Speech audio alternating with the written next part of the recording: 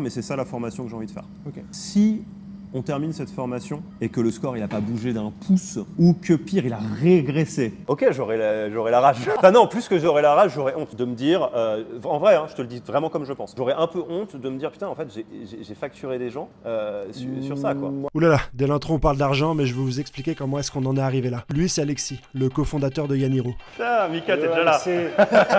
Ça va ou quoi? T'es matinal. Tu vas bien? Ça va bien. Je suis quasi sûr que vous connaissez sa voix car il a interviewé tous les RH de la French Tech dans son podcast. Avant de rejoindre Docto, j'ai une formation classique école de commerce. Mais Yaniro, c'est pas que des podcasts, c'est aussi ça. La formation Yaniro a été assez game changer pour moi et je pense tous les autres head-off de mon ancienne boîte où on avait été formés en même temps. Il avait une approche qui était très concrète, très opérationnelle, avec un format bootcamp dont l'objectif c'est vraiment de donner des clés et des outils très concrets très vite aux managers. Vous l'aurez compris, en plus des podcasts, Yaniro s'occupe de la formation des managers de la tech et de coacher leurs fondateurs, en gros. Pourquoi je vous parle d'Alexis ? Car on a rappé ensemble sur la scène chez Free avec Rassam, il m'a appelé il y a un mois car il voulait que je filme le making-of de leur nouvelle formation. Filmer une formation, c'est pas trop mon truc, mais quand il m'a expliqué son plan, je me suis dit qu'il y avait une belle histoire à raconter. Je lui ai dit ok, mais je filme tout. J'ai pas envie de faire un truc édulcoré où on se jette des fleurs pendant 3 heures. Qu'est-ce que t'as pensé de la formation aujourd'hui? C'était de la merde. Enfin moi en tout cas, ce qui est sûr, c'est que tout ce qu'on voit là, c'est vrai quoi. Ouais. Et du coup, j'avais besoin de comprendre. Pourquoi se taper un reboot de leur formation alors qu'elle marchait déjà vachement bien? On a un rituel chez Yaniro, c'est que tous les étés, on prend une partie importante de notre business et on la met à plat pour faire quelque chose de vachement mieux. Et cette année, en fait, on décidait, c'était le moment de refaire la formation en management. Donc on a formé plusieurs centaines de managers, c'est un truc qui ronronne entre guillemets. Et là, il y a un événement qui vient vachement secouer le cocotier.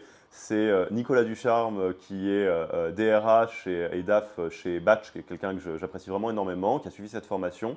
Et en gros, au moment des feedbacks de fin de formation qu'on fait un peu en mode pilote automatique, fait un feedback, je ne sais pas comment il l'a formulé, mais en tout cas moi je l'ai reçu comme un coup de poing. Pour pousser un petit peu plus loin l'investigation, j'ai retrouvé l'auteur du coup de poing. J'ai trouvé que la partie vidéo et contenu était vraiment de bonne qualité. Par contre, j'ai trouvé que les échanges, les sessions de groupe, parfois on tournait un peu en rond, ça n'avait pas beaucoup d'intérêt, notamment parce que ces sessions en groupe, elles apportaient pas forcément ce qu'elles auraient dû apporter. Et là je me suis dit, ok, c'est parti, on y va. Là, on a réveillé un peu le compétiteur, j'ai envie d'y aller. Et c'est là où on se dit, ok, qu'est-ce que ça veut dire on est pas mal et on peut faire mieux?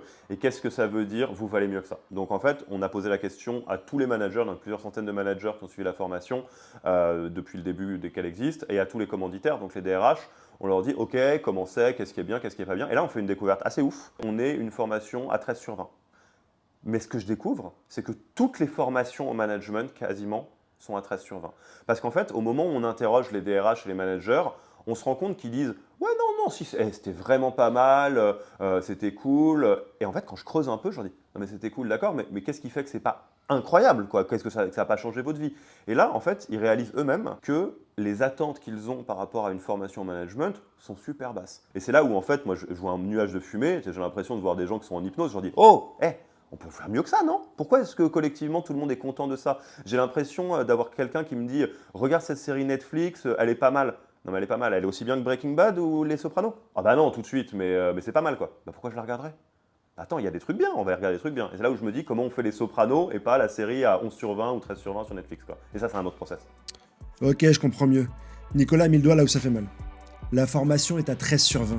Du coup, Alexis a bossé avec son équipe tout l'été pour sortir la version à 19 sur 20.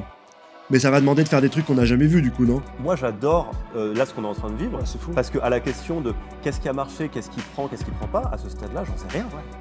J'ai des paris. J'ai des paris que, en vrai, si tu cours tous les matins 45 minutes, c'est possible que tu perdes un peu de gras au bout d'un moment. Je vais vous montrer tout ce qui s'est passé. Je vous promets que j'ai tout filmé. La suite dans le prochain épisode.